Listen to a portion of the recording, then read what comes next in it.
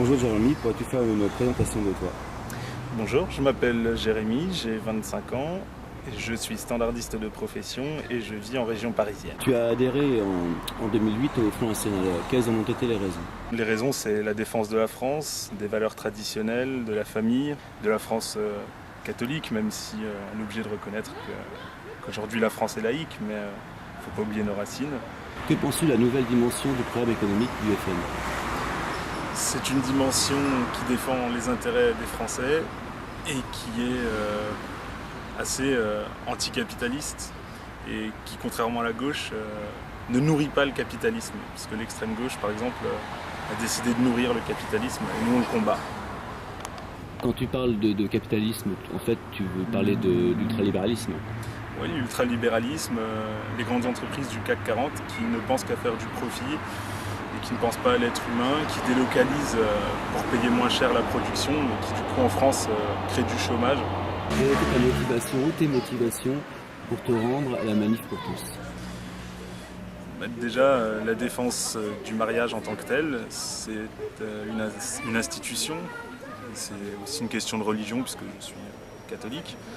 Et c'est surtout pour la défense de la famille et de l'enfant, parce que le droit à l'enfant ne vaut pas le droit de l'enfant, et le droit de l'enfant, c'est tant que faire se peut d'avoir un père et une mère. Que penses-tu des ordres donnés par le gouvernement à la police de charger et de gazer les manifestants? J'ai trouvé que c'était des ordres qui n'étaient pas légitimes parce que les manifestations sont pacifistes et on chante, on danse, on est assis, ça dépend. Bref, il n'y a rien, il n'y a aucune violence au moment où la police charge. Et d'un coup, la police se met à charger, personne ne comprend vraiment pourquoi. Et il semble que la police de notre pays soit devenue une police politique, et c'est bien dommage. N'est-il pas révoltant que le Front National ait été écarté de la tribune de la manif pour tous? C'est très révoltant parce que il n'y a que deux partis qui ont proposé de revenir sur cette loi une fois qu'ils auront le pouvoir, c'est l'UMP et le FN.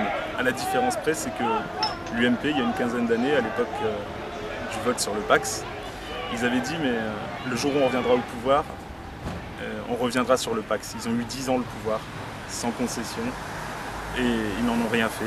Le PAX est toujours là. Je trouve scandaleux que Marion Maréchal Le Pen, par exemple, n'ait pas eu le droit de venir à la tribune s'expliquer. Comme M. Guénaud, par exemple, qui, lui, a le droit de s'expliquer et de s'exprimer, mais qui trahit les Français d'une part, et les électeurs et les militants de l'UMP aussi d'autre part, en se trompant soi-disant de boutons. Il n'y a que 3 boutons, oui, non, abstention.